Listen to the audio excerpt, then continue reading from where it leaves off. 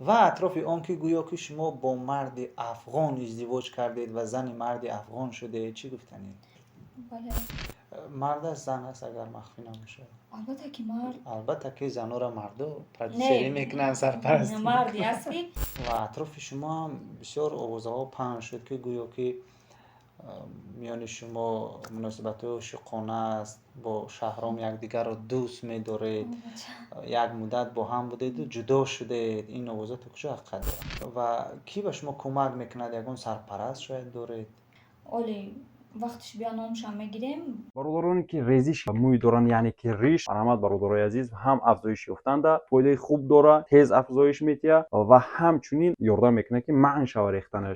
Бигӯем ки дар вақти ҳамхоба шудан тез худро аз даст медиҳанд ё ин ки мардонагӣ талаб мешавад. ин барои ҳамин хел шахсҳо аст. Бо хондани оятҳои Қуръони Карим тиёр шуда гия, яъне ки дуо хондагӣ ҳастанд ин гиёҳҳо. Шахсое ки фарзанддор намешаванд, ин гиёҳро ба ҳамон хел шахсҳо тавсия метиҳем. Лёгкий, яъне ки бронхит, шахсое ки балғам доранд, бигӯем ки шишошон май бастанд, сулфа мекунанд, ин барои ҳамон хел шахсҳо тавсия дода мешавад. Шахсое ки фаромӯшхотиранд, яъне ки тез фаромӯш мекунанд, ба шумо памятро тавсия метиҳем. Барои шахсое ки асабҳошон хурданд, и комилан табииро дар об омехта карда менӯшед. Касоне ки ҷоду шудаанд ё ин ки ҷоду хӯрондагишонанд, антисер барои ҳамин хел шахсҳо.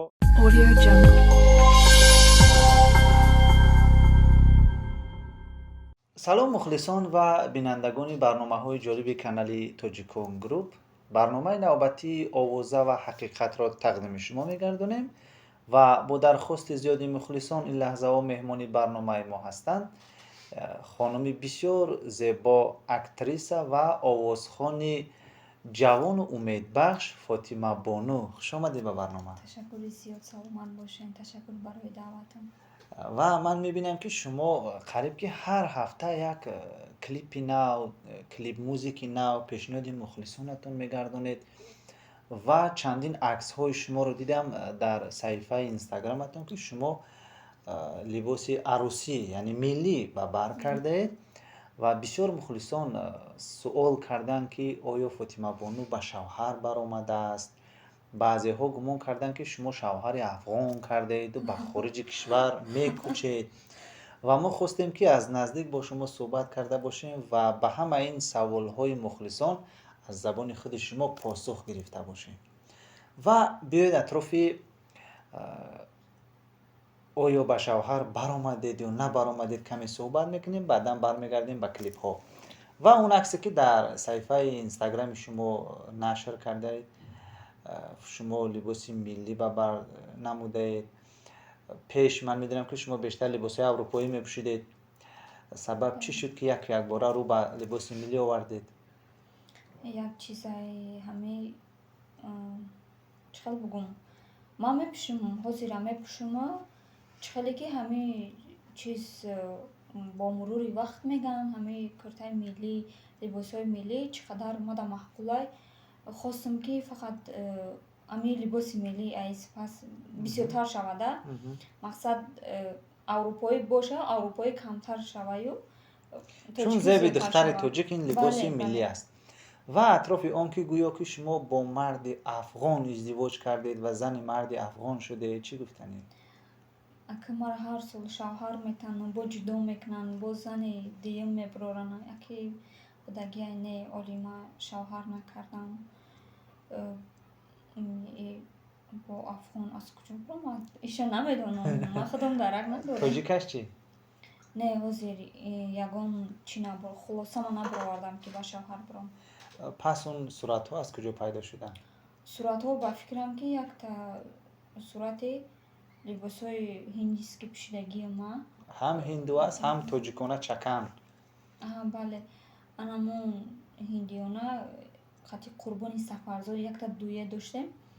همون جده ما خواهری و عروس شدگی همون جده برای بخاطری همون کلیپ پوشیده بودم لباس. باز چکنی که کلیپ کردم همون را اگه ما دایی خیلی چی شدگیه که وقتی کرتای چکم پوشیدی تاقی داختی میگن تمام شوهر کرد عروسک شد.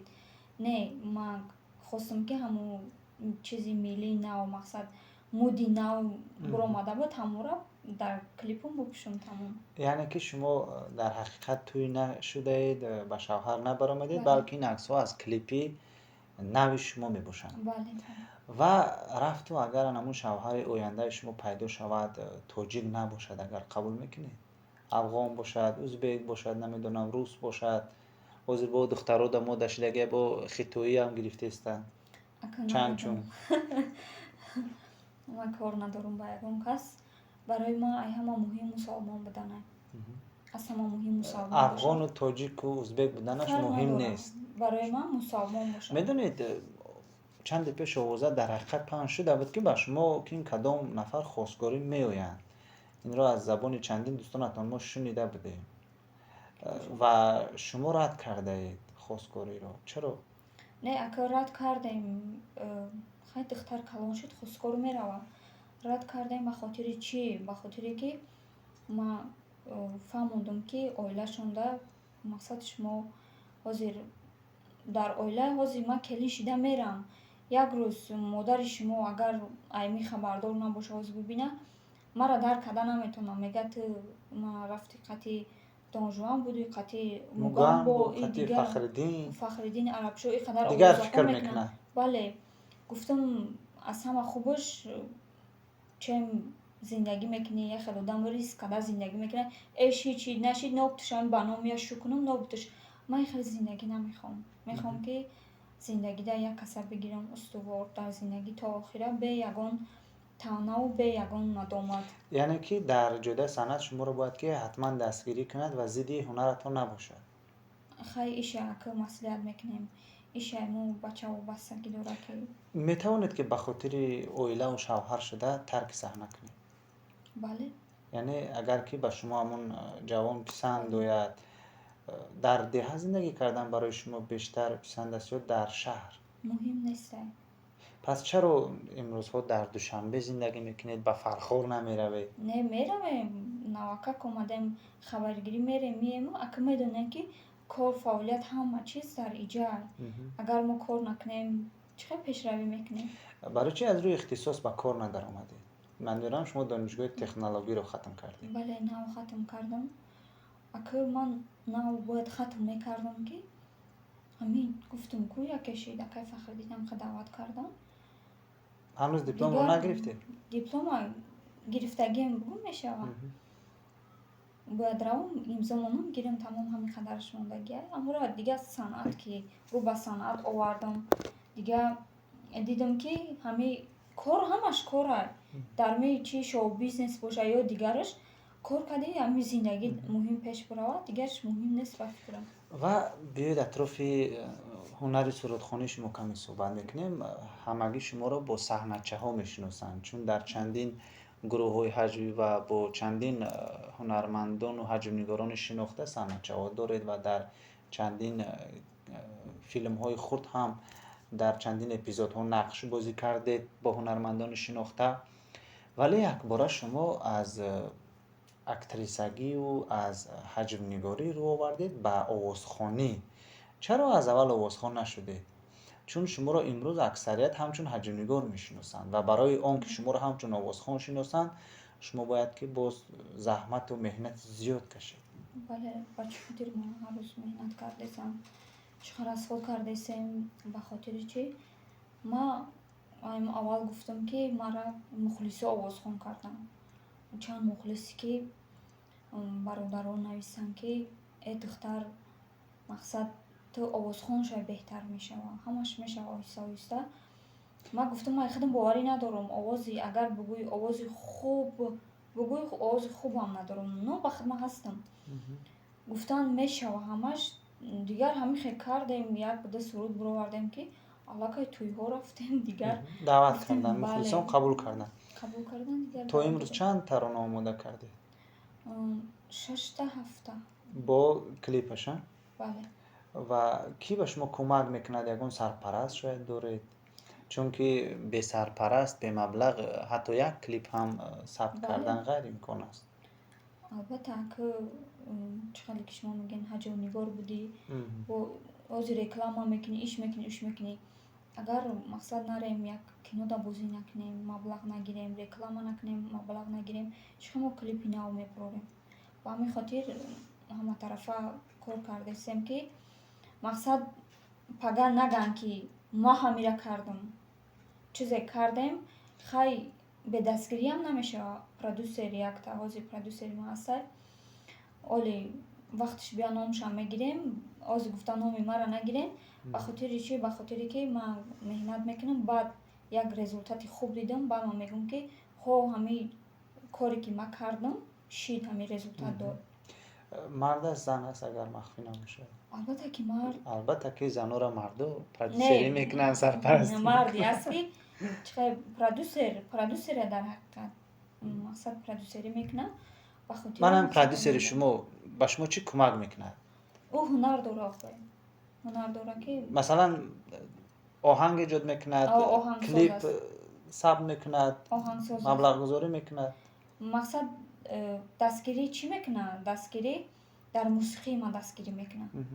Ин ҳаминқадар дастгирӣ мекунад, ки аяма мақсад кори мушкиле ки дама буд, оҳанг ёфтанай, мусиқӣ ёфтанай, чӣ хондан дар кора, ҳама амира ӯ худаш мақсад меомада, чӣ қадар осона, баъд маблағ барои клип зиёдтар ма расход мекунам. ба худи шумо бештар хондани кадом намуди таронаҳо писанд аст? Халқӣ ё Не, эстрадӣ? бисёр халқӣ маҳбулай. ва бо кадом ҳунармандон ҳамкорӣ доред? Бо оҳангсозон Раҳмияи Аюбӣ кор кардагиам, Илҳом Муродов, боз як таи дига дар Кангурт як ака буд, зиёди ҳофизовара мекунанд, Нишонаи Рустам, ҳаминора сурудошона мекунанд. Боз кия аз оҳангсозо ина ки қати Ҷамшед Бобоев қатёси ҳамкорӣ кардесем. ва гуфтед ки 6 тарона пешниҳоди мухлисон кардед. аз ҳамин 6 тарона ба фикри шумо кадомашро мухлисон хуб қабул карданд ва ба худи шумо кадомаш писанд аст? Ба фикри ман суруде ки хуб қабул кардам, ин суруди қати якта Шаҳром дуэт хондем, якта дига қати Қурбони Сафарзод хондем. Хушрӯ қабул карданд мухлисо. Боз дигар сурудое ки мақсад танҳоӣ буданд. Хуб, ман комментора бисёр мехонам. Мақсад ягон гапи чӣ нестай. ва шумо инҷо аз Шаҳром яктан овозхони ҷавон ёдрас шудед ва атрофи шумо ҳам бисёр овозаҳо паҳн шуд, ки гӯё ки миёни шумо муносибатҳои ошиқона аст, бо Шаҳром якдигарро дӯст медоред, як муддат бо ҳам будеду ҷудо шудед. ин овоза то куҷо ҳақиқат доранд? Не, агар ба ҳамин хотири овоза мо наметонем қати як аз мақсад бар давом ҳамкорӣ кунем. Ба хотири овозаҳо як муддат ҳамкорӣ кардем, суруд кардем, хай дидем ки Абдураҳмон мемон. Шаҳром бисёр корош бисёртар, клипоша тез бовардесай.